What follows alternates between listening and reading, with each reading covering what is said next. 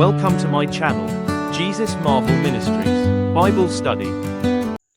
దయచేసి ఈ యొక్క ఉదయకాల సంబంధు ప్రియమైన వర్లరా, పరిశుద్ధ గ్రంథంలో ఈ భాగాన్ని మనం చూస్తూ వచ్చినప్పుడు, నీతిని బట్టి కోరేషును రేపితిని, అతను మార్గములన్నీ సరళం చేసేదను.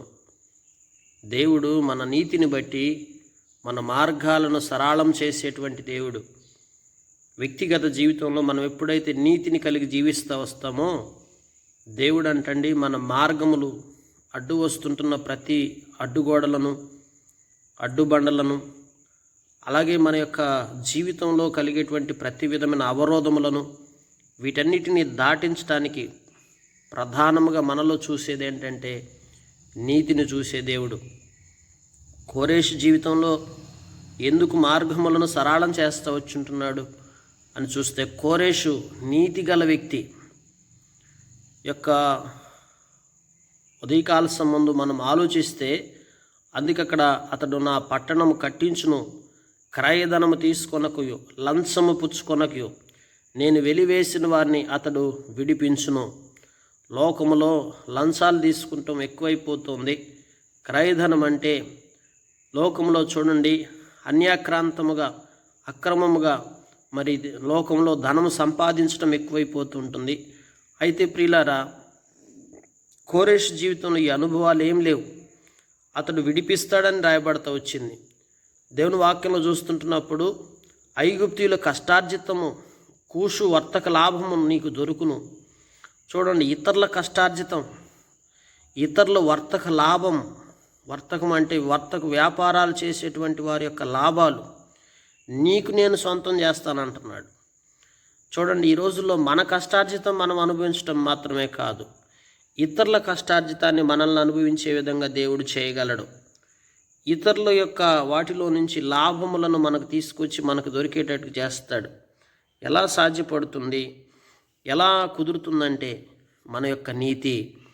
ఈరోజు నువ్వు నీతిమంతుడిగా జీవించినట్లయితే తప్పక నీ జీవితంలో దేవుడి కార్యాలన్నీ చేయడానికి సిద్ధంగా ఉన్నాడు. దీర్ఘదేహులైనటువంటి సభాయిలను యొద్దకు వచ్చి నీవారగుదురు. చూడండి, సభాయిలు చాలా దృఢమైనటువంటి దీర్ఘమైనటువంటి దేహాన్ని కలిగినటువంటి వారు.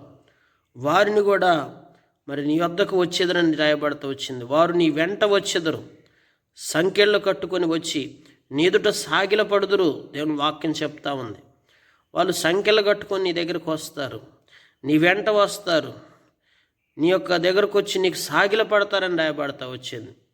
చూడండి, ఈ యొక్క లోకంలో మనుషులందరినీ కూడా మనకి సాగిల పడేటట్టుగా, అంటే మన యొద్దకు వచ్చేటట్లుగా, మనకు అనుకూలంగా ఉండేటట్లుగా దేవుడు మాత్రమే చేయగలడండి. ఈ లోకంలో దేవుడు మాత్రమే ప్రతి వ్యక్తి జీవితంలో మనుషులను అనుకూలంగా మార్చి, మనుషులను మనకు సహకరించే విధంగా, మనకు సాగిలపడే విధంగా చేయగలడు. ఇప్పుడు కోరేష్కి వీరందరినీ కూడా సహకరించేటట్టు చేస్తుంటున్నాడు. ఈ దినాల్లో లోకంలో మనం చూస్తుంటున్నప్పుడు మనుషుల సహకారం, మనుషుల ప్రోత్సాహం మనకు చాలా అవసరం అవుతుంది కొన్నిసార్లు. అందుకే అంటాడు, నీవు దేవుని దయందును మనుషుల దయందును వర్ధిల్లము అని రాయబడతా వచ్చింది. మనుషుల దయ, మనుషుల యొక్క సహకారం, మనుషులు ఎప్పుడు ఆత్మీయంగా నీతో ఉంటారంటే నీవెప్పుడైతే నీతి కలిగి జీవిస్తావో అప్పుడే ఇది నీకు సాధ్యపడుతుంది. నిశ్చయముగా నీ మధ్య దేవుడున్నాడు, మరి ఏ దేవుడు లేడు, ఆయన తప్ప ఏ దేవుడిని చెప్పుచు నీకు విన్నపము చేసేదనో. లోకంలో ప్రియులారా, దేవుడు మన మధ్య ఉన్నాడు, దేవుడు మనతో ఉన్నాడు, ఆయన తప్ప వేరొక దేవుడు లేడు అని నీకు విన్నపం చేస్తుంటున్నాను. విన్నపం అంటే ఏంటండి? లోకంలో విన్నవించుకొని వివరముగా చెప్పేటువంటి స్థితి ఇది. చూడండి, మనుషులందరూ కూడా ఈ దినాల్లో ప్రియులారా తమ యొక్క మరి ఆలోచనలు బట్టి దేవుని యొక్క గొప్పతనాన్ని గుర్తెరగకుండా ఉంటున్నటువంటి వారందరికీ విన్నపము చేసి మరి దేవుడు చెప్తుంటున్నాడు, ఇశ్రాయేలు దేవా, రక్షక, నిశ్చయముగా నీవు నన్ను మరుగుపరుచుకొని దేవుడివై ఉన్నావు. విగ్రహములు చేయువారు సిగ్గుపడిన వారైరి. లేఖనాల్లో మనం చూస్తుంటున్నప్పుడు విగ్రహములు చేసేటువంటి వారు సిగ్గుపడేటువంటి వారుగా ఉంటున్నారని పరిశుద్ధ గ్రంథంలో మనం చూస్తుంటున్నామండి. వారందరూ విస్మయము పొంది ఉన్నారు. ఒక్కడును మిగులకుండా అందరూ కలవరపడుదురు. ఈ లోకములో విగ్రహములు చేయవారు, విగ్రహారాధన చేయవారంతా సిగ్గుపడతారని రాయబడుతూ వస్తుంది. విస్మయము పొంది ఉన్నారని, ఒక్కడు మిగలకుండా అందరూ కలవరంలోకి వెళ్ళిపోతారని చూస్తుంటున్నాం ప్రియులారా. కనుక పరిశుద్ధ గ్రంథంలో లేఖనాలు చూస్తుంటున్నప్పుడు కలవరం వస్తుంది, విస్మయం వస్తుంది. విస్మయం అంటే ఆశ్చర్యం. లోకంలో మరి సిగ్గుపడే పరిస్థితి వస్తుంది. అలాగే కలవరం కూడా తీసుకొస్తానంటున్నాడండి. యెహోవా వలన ఇశ్రాయేలు నిత్యమైన రక్షణ పొంది ఉన్నది. మీరు ఎన్నటెన్నటికీ సిగ్గుపడకయో విస్మయమందకు ఉందురు. మన జీవితంలో మనం నిజంగా నీతి కలిగి నిజదేవుని గుర్తెరిగి మార్పు చెంది దేవుని కొరకు మనం జీవిస్తూ వచ్చినప్పుడు దేవుడు మనల్ని ఎన్నటికీ సిగ్గుపరచడండి. ఈరోజు నీ జీవితంలో ఏ విషయాలైనా నువ్వు సిగ్గుపడుతుంటున్నావో, అయ్యో నేను దేవుని ఎరిగినందుకు నాకెందుకు ఈ అవమానం, నాకెందుకు ఈ సిగ్గు, నాకెందుకు ఈ పరిస్థితులన్నీ కొన్నిసార్లు కలవరపడుతుంటే దేవుడు అంటున్నాడు, నువ్వు సిగ్గుపడే పరిస్థితి అన్నటికీ నేను నీకు రానేను. విస్మయం ఉండే విధంగా లేఖనాలు చూస్తుంటున్నాం. చూడండి, దేవుని వాక్యంలో చూస్తుంటే విస్మయం అంటే ఆశ్చర్యం. అనేకులు చూసినప్పుడు నీ జీవితం ఒక ఆశ్చర్యకార్థకంగా దేవుడు చేయటం ప్రారంభిస్తాడు. ఆకాశములకు సృష్టికర్తగా యెహోవాయే దేవుడు. ఆయన భూమిని కలగజేసి దాన్ని సిద్ధపరిచి స్థిరపరిచును. నిరాకారమగునట్లు ఆయన వారిని సృజించును. దేవుని వాక్యంలో చూడండి, నిరాకారమగునట్లు మనల్ని సృజించాడు. నివాస స్థలమగునట్లు దాన్ని సృజించాడు. చూడండి, దేవుడు సర్వశక్తికర్త, సమస్తమును కలగజేశాడు. ఆకాశమును, భూమిని, అందున జీవరాశిని దేవుడు మనం నివాస స్థలంగా ఉండటానికి అనుగుణంగా మనల్ని కలగజేస్తూ వచ్చాడు. అటు రీతిగా మన జీవితంలో దేవుడు మనల్ని ఎంతగానో బలపరుచుకుంటూ వచ్చున్నాడు ప్రియులారా. కనుక అక్కడ అందుకే రాయబడుతూ వచ్చింది, యెహోవాను నేనే, మరే దేవుడును లేడు. దేవుడు ఎంత స్పష్టంగా చెప్తుంటున్నాడు వాక్యంలో ప్రియులారా. ఈ యొక్క ఉదయకాల సంబంధు ఆయన తప్ప వేరొక దేవుడు లేడు. ఆయన్ని మరి లోకంలో ఆయన ఎరుగకుండా లోకంలో వాటిని మనం ఈ యొక్క మన స్వహస్తాలతో చేయబడిన వాటిని మనం ఆరాధించినట్లయితే మనం సిగ్గుపడతాం, అవమానానికి గురవుతామని, ఆశ్చర్యానికి గురవుతామని లేఖనాల్లో మనం చూస్తుంటున్నాం ప్రియులారా. కనుక యెహోవానగు నేనే, మరి ఏ దేవుని లేడు. అంధకార దేశంలోని మరుగైన చోటు నేను మాట్లాడలేదు. మాయా స్వరూపుడనైనట్టు నన్ను వెదుకుడని యాకోబు సంతానంతో నేను చెప్పలేదు. దేవుని వాక్యంలో చూడండి ఎంత చక్కటి మాట. మాయా స్వరూపుడైనట్లు 3వ వచనం రాశాడు. వ్యర్థముగా నేను చెప్పలేదు అంటే ప్రియులారా చూడండి, ఆజ్ఞాపించుడి అని చెప్పలేదు. లేఖనాల్లో మనం పరిశోధించవచ్చు. అంటే ఆయన ఒక మాయా స్వరూపముగా నేను ఇట్లా మాయా రూపముగా ఉంటానని ఎప్పుడు చెప్పలేదు ఆయన నేను ఎట్లుంటానో నా స్థితి ఏంటో కూడా పూర్తిగా. అందుకే దేవుని వాక్యంలో మనం చూస్తే ఆయన పాదాలు ఎట్లుంటాయి, ఆయన తల ఎట్లా ఉంటుంది, ఆయన శరీరం ఎట్లా ఉంటుంది, అపరంజువలే ఎట్లా ఉంటాడు, ఆయన ఎట్లాంటి స్వరూపాన్ని కలిగి ఉంటాడో కూడా వివరణగా కొన్ని చోట్ల రాయబడతా వచ్చింది. అంతేగాని ఆయన మన కళ్ళకి కనిపించట్లేదు, కానీ ఆయన ఎట్టి రీతిగా ఉంటున్నాడో, ఆయన ఎలాంటి దేవుడై ఉన్నాడో దాని వివరణ అంతా కూడా మరి మనకి తెలియపరుస్తుంటున్నాడు. నేను న్యాయమైన సంగతులను చెప్పువాడను, యథార్థమైన సంగతులను తెలియజేవాడను అగు యెహోవాను నేనే. కూడి రండి, జనముల్లో తప్పించుకున్న వారులారా, దగ్గరకు వచ్చి కూడుకొనుడి. లేఖనాల్లో మనం చూస్తుంటున్నామండి. కనుక తప్పించుకుని వారులారా అంటే మరి లోకములో పాపంలో దుష్టత్వం ఆందోళనల నుంచి తప్పించుకున్నటువంటి మనందరం కూడా దేవుని సన్నిధిలో కూడి రావటం చాలా ముఖ్యం. అందుకే తమ కొయ్య విగ్రహమునకు మోయిచు రక్షింపలేని దేవతకు మొరపెట్టు వారికి తెలివి లేదు. ఈ లోకములో మరి కొయ్యల చేత చేయబడిన వాటికి మరి మోయిచు రక్షింపలేని వాటిని మనం ఆరాధిస్తూ అట్టి రీతిగా మనం ఉండకూడదనే దేవుని యొక్క ఉద్దేశం. మీ ప్రమాణ వాక్యములు నా సన్నిధిని తెలియచేయుడి, జనులు కూడుకొని ఆలోచన చేయుదురుగాక.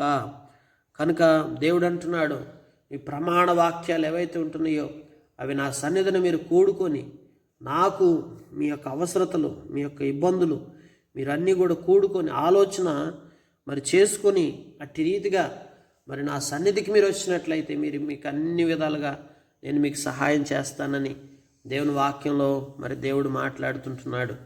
ప్రియమైన వారలారా, దేవుడు మన నీతిని బట్టి మనల్ని మార్గాలను సరళం చేస్తాడు. కనుక మనం నిజ దేవుడిని గుర్తెరిగాం. లోకములో ఉన్నటువంటి మరి ఇతరితర వాటిని ఏ విధంగా మనం సేవించకూడదు, దేవుణ్ణి మాత్రమే ఎలా సేవించాలో ఆ విధానం అంతా కూడా ఇక్కడ వివరించుకుంటూ వచ్చాడు యెషయా ప్రవక్త. దేవుని వాక్యం మనం చూస్తూ ఉంటున్నప్పుడు అందుకే పూర్వకాలం మొదలుకొని ఆ కార్యమును తెలియజేయవాడెవడు, చాలా కాలం క్రిందట దాన్ని ప్రకటించిన వాడు ఎవడు, యెహోవానగు నేనే కదా, నేను తప్ప వేరొక దేవుడు లేడు, నేను నీతిపరుడగు దేవుడును, రక్షించువాడు నేనే, నేను తప్ప మరి ఏ దేవుడును లేడు. ఈ ప్రకటన చూస్తున్నారా? ఎవరు ప్రకటించారు ఈ మాట? ఈ రోజుల్లో మనం ఈ మాట చెప్పడానికి చాలా బాధపడుతూ ఉంటాం, చాలా ఆలోచిస్తూ ఉంటాం, ఇతరులు నొచ్చుకుంటానేమో అనుకుంటూ ఉంటాం. కానీ ఈ ప్రకటన చేసింది ఎవరంటే మనుషులు కాదండి, దేవుడే ఈ ప్రకటన చేశాడు.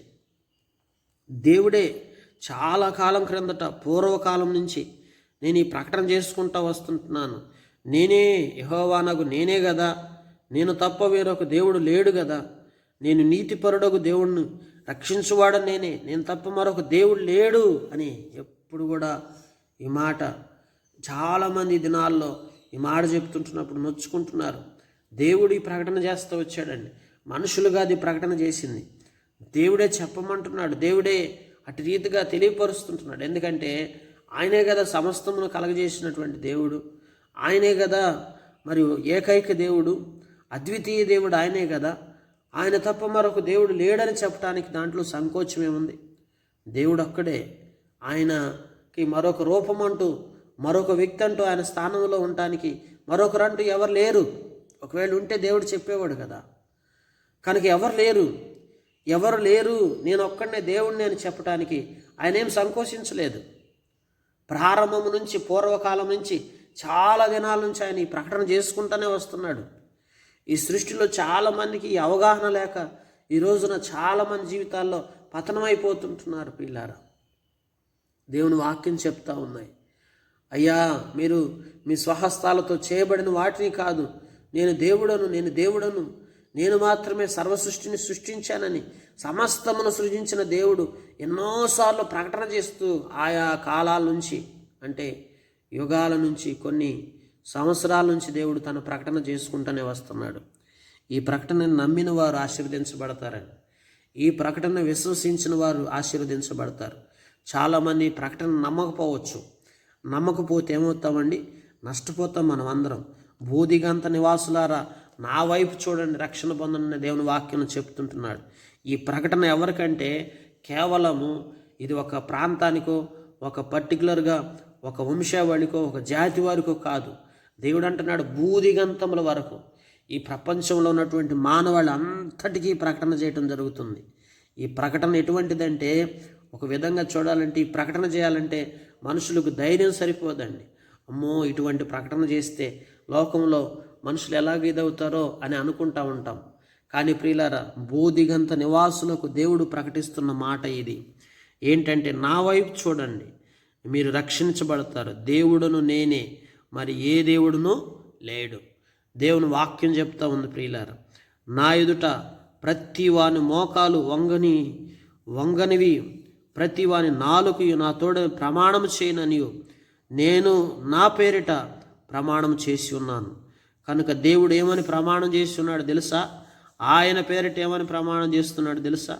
ప్రతి వాని మోకాలు వంగుననియు, ప్రతి వాని నాలుక నా తోడని చెప్పాలని.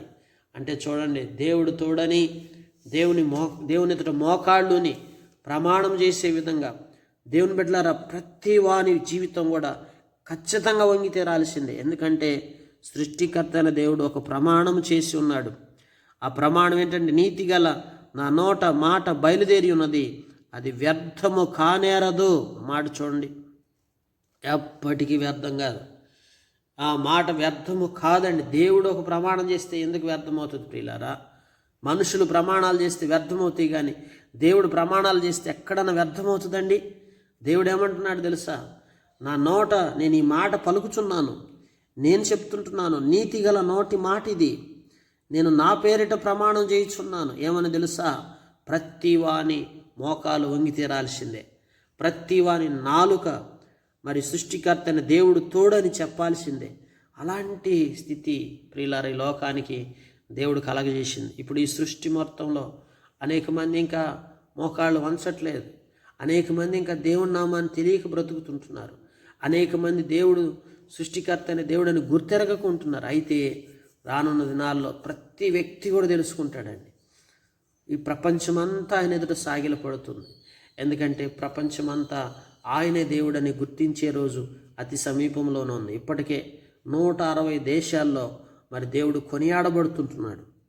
ప్రపంచంలో అనేక దేశాలు, అనేక ప్రాంతాల్లో, అనేక స్థలాల యందు సృష్టికర్త అయిన దేవుడు ఒక్కడే అని నమ్మి విశ్వసిస్తుంటున్నారు. కోట్లాది మంది ప్రజలు ఇప్పటికీ ఆ విశ్వాసంలోకి వచ్చున్నారండి ప్రియులారా. అయితే ఈ విశ్వాసంలోనికి రాని జనాంగం ఉన్నారు చూసారా, వారు కూడా ఎప్పటికైనా ఆయన దేవుడని తెలుసుకునే రోజు వస్తుంది. ఎందుకంటే ఆయన ప్రమాణం చేసి ఆయన నోటి మాట ఎప్పటికీ వ్యర్థము కాదు. అందుకే యెహోవా యందే నీతి బలములున్నవి, జనులు నన్ను గూర్చి చెప్పుదురు. ఆయన వద్దకే మనుషులు వచ్చుదురు, ఆయన మీద కోపపడిన వారందరూ సిగ్గుపడుదురు. దేవుని వాక్యం చెప్తా ఉంది. నీతి బలాలున్నాయి, జనములు నన్ను గూర్చి చెప్పుకుంటారు. ఆయన వద్దకే మనుషులు వచ్చేదారు, ఆయన మీద కోపపడిన వారు కూడా సిగ్గుపడి మళ్ళా తిరిగి వచ్చేస్తారని లేఖనాల్లో మనం చూస్తుంటున్నాం. యెహోవా యందే ఇశ్రాయేలు సంతతి వారందరూ నీతిమంతులుగా ఎంచబడిన వారై అతిశయపడుదురు. కనుక దేవుని యందే మనకు నీతి ఉన్నది ప్రియులారా. కనుక మనం నీతిమంతులుగా తీర్చబడి ఆయనలో మాత్రమే నీతి ఉన్నదని, ఆయన మాత్రమే బలమైనటువంటి దేవుడని గుర్తెరిగి ఆయన వద్దకు వచ్చి లోకములో మనము దేవుణ్ణి ఎందుకు దూరం చేసుకున్నామా అని బాధపడి మళ్ళీ సిగ్గుపడి ఆయన వద్దకు వస్తారని లేఖనాల్లో మనం చూస్తుంటున్నామండి. కనుక ప్రియమైన వారలారా, ఈ ఉదయకాల సంబంధం దేవుడు కోరేషుని ఎందుకు ఆశీర్వదించుకుంటూ వచ్చాడంటే తన నీతిని బట్టి తన మార్గాలన్నిటినీ సరళం చేస్తూ వచ్చాడు. అయితే స్పష్టంగా చెప్తూ వచ్చాడు, దేవుని యొక్క గొప్పతనాన్ని వివరిస్తూ వచ్చున్నాడు. కనుక ప్రియులారా, ఈ ఉదయకాల సంబంధం దేవాతి దేవుని యొక్క నీతిని మనం గుర్తెరుగుదాం. ఆ నీతి కొరకు మనం బ్రతికినట్లయితే దేవుడు మనల్ని అన్ని విషయాల్లో మార్గాలను సరళం చేసి మనల్ని హెచ్చించుకుంటూ వస్తాడు. మన జీవితాన్ని ఎంతగానో ఆశీర్వాదకరంగా చేసుకుంటూ వస్తాడండి. కనుక దేవుని పాదాలు చెంతకొద్దాం. ఆయన తప్ప వేరొక దేవుడు లేడని ప్రకటన చేసింది ఆయనే. కనుక ఆయన చేసిన ప్రకటన మనం నమ్ముదాం. ఎప్పుడైతే మనం నమ్ముతామో మన జీవితం ఆశీర్వాదకరంగా చేయబడుతుంది. అంతేగాని ప్రియులారా, ఈ లోకంలో మరి ఎవరు ఏది చెప్తే మనుషులు ప్రకటన చేస్తుంటారు. ఎంతోమంది ఎన్నో రకాలుగా చెప్తుంటారు. అక్కడికి వెళ్దాం, ఇక్కడికి వెళ్దాం, ఆ స్థలాలకు వెళ్దాం, ఆయన నమ్ముదాం. ఆ యొక్క విశ్వాసాన్ని గురించి ఎన్నో రకాలుగా చెప్పేవాళ్ళు ఈ లోకంలో చాలామంది ఉంటుంటారు. అట్లాంటి వాటన్నిటిని నమ్మొద్దండి. ఇది మనుషులు చేసే ప్రకటన కాదు, మనుషులు చెప్పే ఈ యొక్క ఆలోచన కాదు. ఇది దేవుడే తనకు తానుగా ప్రకటన చేసి మనకు తెలియపరిచిన సంగతి. కనుక ఆయన ప్రమాణపూర్వకంగా చెప్తూ వచ్చిన మాట ఈ ప్రపంచం పట్ల, ఈ భూలోకం పట్ల, యొక్క లోక నివాసులందరి పట్ల దేవుడు కలిగిన గొప్ప ప్రణాళికని ఈ అధ్యాయంలో మనకు వెల్లడిపరుస్తూ వచ్చున్నాడు. కనుక మనం సంపూర్ణంగా ప్రభువుకు అప్పగించుకుందాం. నీ మోకాళ్ళు దేవుని ఎదుట వంచు, హృదయపూర్వకంగా ఆయన సృష్టికర్త అనే దేవుడని, ఆయన మాత్రమే నీకు దేవుడని నువ్వు నమ్ము. ఆయన పాదాలు చెంతకొచ్చి హృదయపూర్వకంగా నీ యొక్క అవసరతలన్నీ, విన్నపాలన్నీ దేవుడు తెలియపరచు. తప్పక నీ జీవితంలో నువ్వు నీతిగా జీవించాలి. దేవుడు ఏదైతే నీతి కలిగి ఉన్నాడో ఆ నీతిని నువ్వు కలిగి జీవిస్తూ వచ్చినప్పుడు నీ నీతిని బట్టి నీ మార్గాలన్నిటినీ సరళం చేయటం ప్రారంభిస్తాడు. అంటే నీకు ఏదైతే అడ్డంకులు, అవరోధాలు అవన్నీ తొలగిపోతాయి. ప్రియమైన వారలారా, నీ జీవితాన్ని ఎంతో ఆశీర్వాదకరంగా చేసి ఉన్నతంగా ఉంచి నిన్ను హెచ్చింపజేయటం ప్రారంభిస్తాడు. కనుక అటు రీతిగా మనం నీతి కొరకు బ్రతికి ఆశీర్వాదాన్ని అనుభవించలాగా దేవుడి మాటలు దీవించి మన గ్రహింపులు తీసుకొచ్చి మనకు సహాయం చేసి మనల్ని బలపరచునుగాక.